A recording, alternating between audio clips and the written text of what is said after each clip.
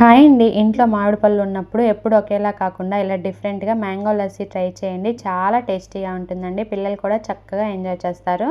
బయట కొన్నట్లే వస్తుందండి. కేవలం 5-10 మినిట్స్‌లో ప్రిపేర్ చేసుకోవచ్చు.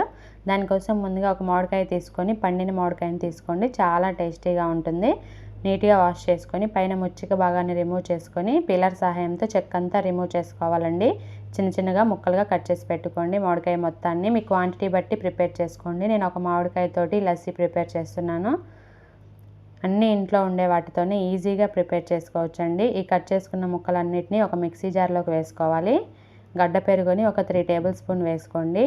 మనకి క్వాంటిటీకి కరెక్ట్గా సరిపోతుంది.